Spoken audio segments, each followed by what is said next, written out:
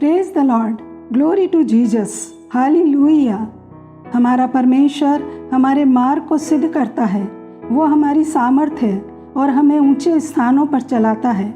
निर्गमन 19 में अपने लोगों के लिए कहता है, मैंने तुमको मानो उकाब पक्षी के पंखों पर चढ़ाकर अपने पास ले आया हूँ।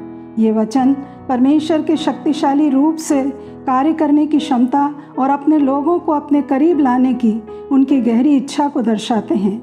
यशाया 40:28-31 में लिखा है, क्या तुम नहीं जानते? क्या तुमने नहीं सुना? यहोवा जो सनातन परमेश्वर और पृथ्वी भर का सृजनहार है, वह न थकता न श्रमित होता है। उसकी बुद्धि अगम है। वे थके हुए को बल देता है और शक्तिहीन को बहुत सामर्थ्य देता है। जो यहोवा की बाट जोहते हैं वे नया बल प्राप्त करते जाएंगे और उकाबों के समान उड़ेंगे। वे दौड़ेंगे और श्रमित न होंगे, चलेंगे और थकित न होंगे।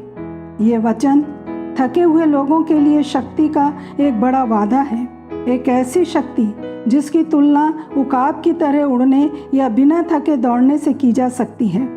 जिन इजराइलियों को ये वादा मिला था, वे अपने कठिनाइयों से थक चुके थे। उनका दृष्टिकोण निराशा भरे विचारों से अंधकारमय हो गया था। हम थक सकते हैं, पर परमेश्वर नहीं थकता। परमेश्वर की महानता सिर्फ ये नहीं है कि वह शक्तिशाली है, बल्कि ये है कि वह हमारे लिए शक्तिशाली है जो थके हुए हैं। यशाया 49:23 में परमेश्वर कहते हैं कि मैं ही यहोवा हूँ, मेरी वाट जोहने वाले कभी लज्जित न होंगे, वरन उकाब के समान उड़ेंगे। उकाब का उदाहरण देने का परमेश्वर का मकसद क्या है? वो है कि हमें मजबूत बनाएं, नया बल पाएं, परिस्थितियों को हैंडल करना सीख जाएं, जयवंत हों, अनुभव से भरे हों। तो उकाब पक्षी की लाइफ स्टाइल के समान परमेश्वर अपने लोगों की लाइफ स्टाइल बनाना चाहते हैं कि हम उससे सीखें। अय्यूब 39:26-30 में लिखा है, उकाब दक्षिण की ओर उड़ने को अपने पंख फैलाता है और ऊंचे स्थान पर अपना घोंसला बनाता है। वह चट्टान पर रहता है और चट्टान की चोटी और दृढ़ स्थान पर बसेरा करता है। वह अपनी आँखों से दूर तक देखता है, वहाँ से वह अपने अहेर को ताक लेता है। उसके बच्चे भी लहू चूसते हैं और जहाँ घात किए हुए लोग होते हैं वहाँ वह भी होता है। वह उड़ने को अपने पंख फैलाता है, अपना दर्जा दूसरे पक्षियों से अलग होकर जाहिर करता है। एक बार एक किसान ने उकाब के घोंसले से एक अंडे को उठा लिया और घर ले जाकर उसे अपनी मुर्गियों के अंडे के बीच रख दिया। दोनों में से बच्चे निकले। किसान ने उसे पालतू बनाने का प्रयास करते हुए उसको बड़ा किया। उकाब का बच्चा कभी भी स्वयं को मुर्गियों के बीच सुविधाजनक नहीं पाता था। वह हमेशा अकेला रहता था और चूजों के साथ उसका कोई संबंध नहीं दिखता था। समय के साथ साथ उसे अपने भीतर गहराई में कुछ गलत प्रतीत होता था। वह ऊपर आकाश में उड़ना चाहता था, परंतु किसान ने उसके पंखों को बांध दिया था। एक दिन तूफान और तेज हवा चलने लगी। आकाश में अंधेरा छा गया। चूजे बुरी तरह से डर गए, परंतु उकाब को तूफान भयभीत न ही कर पाया। उसी क्षण उकाब ने अपने पंख फैलाए और ऐसा करने पर उसने ध्यान दिया कि किसान उसे बांध कर रखने में सफल नहीं हो सका था। उसने चूजों की ओर देखा जो डरे और सहमे हुए थे। उसी क्षण वो जान गया कि उसे चूजों के आंगन से चले जाना है। हवा का एक तेज झोंका उसके पंखों से टकराया और उसे हवा में उड़ा ले गया और उसने आंगन को हमेशा के लिए छोड़ दिया। क्या हमको कभी ऐसा लगा कि हम चूजों के आंगन में रहने वाले एक उकाब के समान हैं और हमें चूजों के आंगन को छोड़ना है, जो आंगनों में ही घूमते रहते हैं, फड़फड़ाने के कारण उड़ नहीं सकते, तूफान आने पर सबसे पहले अपने बाड़े की ओर ही भागते हैं। वे मसीही, जिन्हें हम चूजे मसीही कह सकते हैं, वे जो समस्या आने पर फड़फड़ाते और तूफान का सामना करने की बजाय बाड़े की ओर भागते हैं। वे उस विजयी जीवन को नहीं जी रहे जिसे देने के लिए यीशु ने अपनी जान दी। उकाब ऊंचाइयों को पसंद करता है, ऊंचे पर घोंसला बनाता है। दूसरे पक्षी नीचे घोंसला बनाते हैं। जब बारिश के दौरान दूसरे पक्षी आश्रय ढूंढते हैं, वो 10,000 से 15,000 की ऊंचाई पर बादलों के ऊपर उड़ता है।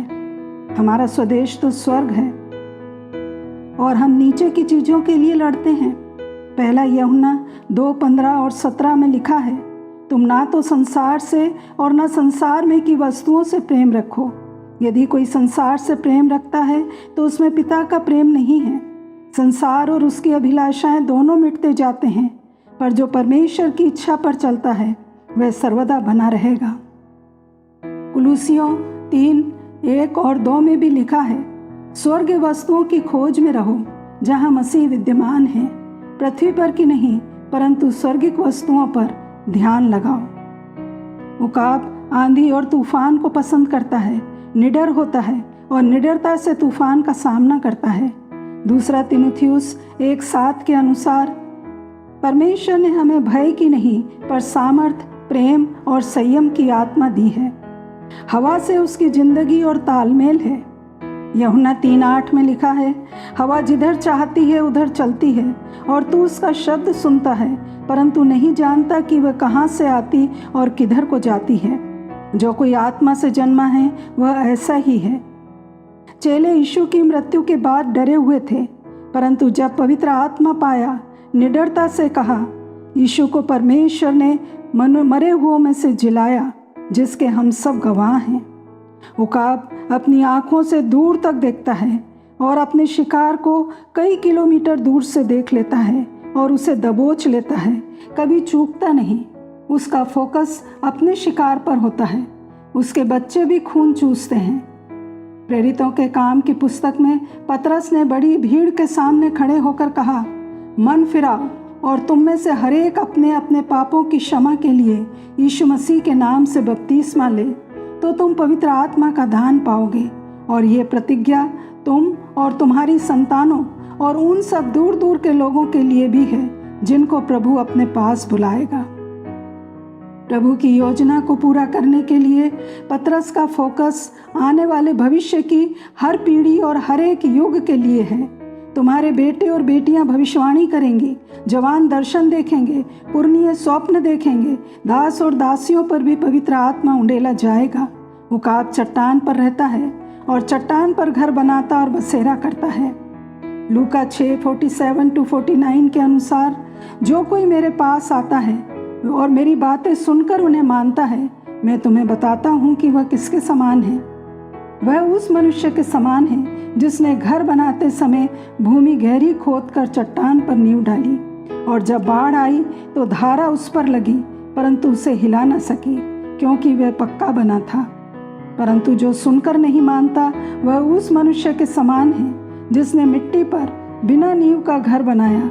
जब उस पर धारा लगी तो वह तुरंत गिर पड़ा और गिरकर उसका सत्यानाश हो गया। क्या यीशु हमारी चट्टान है? जब तुम मेरा कहना नहीं मानते तो क्यों मुझे है प्रभु कहते हो? उकाब पक्षी की एक और विशेषता है।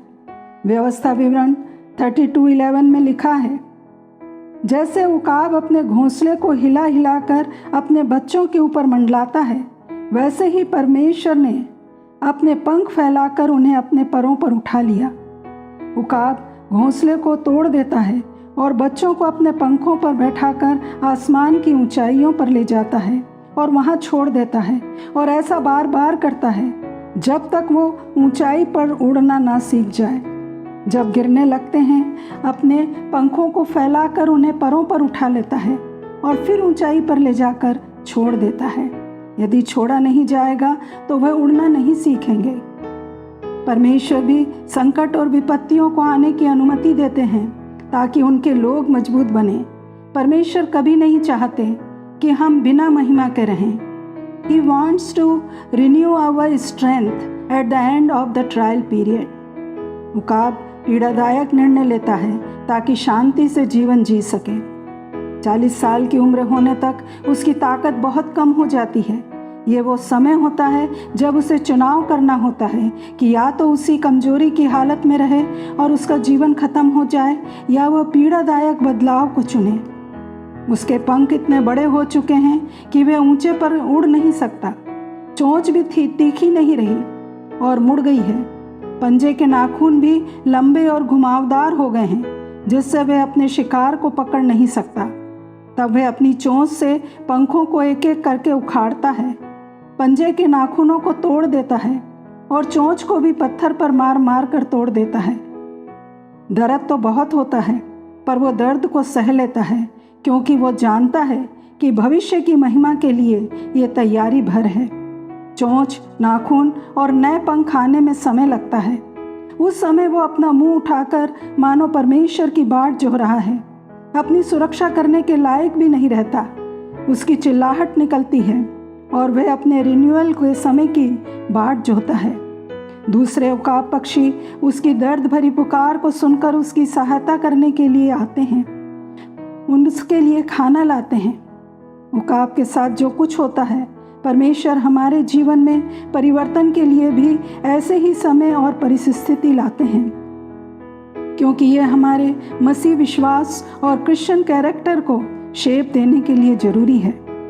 ऐसे समय में मसीह के साथ एक होना हमारे स्ट्रेंथ को रिन्यू करता है। एलिया जब निराश था, उसने यह कहकर अपनी मृत्यु मांगी, हे यहोवा, बस है, अब मेरा प्राण ले ले। और वह पेड़ के तले लेटकर सो गया। तब एक दूत ने उसे छू कर कहा, उठकर खा। तब उसने खाया पिया और फिर सो गया। दूसरी बार यहोवा का दूत आया और उसे छू कर कहा, उठकर खा, क्योंकि तुझे बहुत लंबी यात्रा करनी है। तब उसने उठकर खाया पिया और उसी भोजन से बल पाकर 40 दिन रात चलते चलते परमेश्वर के पर्वत होरेब को पहुंचा। एलिया की शक्ति और ताकत परमेश्वर के फ्रेश एनकाउंटर से रिन्यू हुई। मसीह के साथ यूनाइट होना नई स्ट्रेंथ को लाता है। उकाब अपनी उस पीड़ा के बाद नया बल पाता है और अगले 30-40 सालों तक उसी शान और शक्ति से जीता है। भजन 103:5 में लिखा है, वही तो तेरी लालसा को उत्तम पदार्थों से तृप्त करता है, जिससे तेरी जवानी उकाब के समान नई हो जाती है। तो प्रियो, बाइबल में विश्वासियों की तुलना उकाब से की जाती है कि वो अपने जीवन की अंतिम सांस तक उसी शान और शक्ति से जिएं। तो हमारे दर्शन ऊंचे, बड़े और विशाल होते जाएंगे। हम धीरज से परमेश्वर की बाट जोहते रहेंगे और नया बल पाते जाएंगे। पुराने होने पर भी फलते रहेंगे और रस भरे और लहलाते रहेंगे, जिससे ये प्रकट हो कि यीशु मेरी चट्टान है। यीशु मसीह के नाम में आमीन।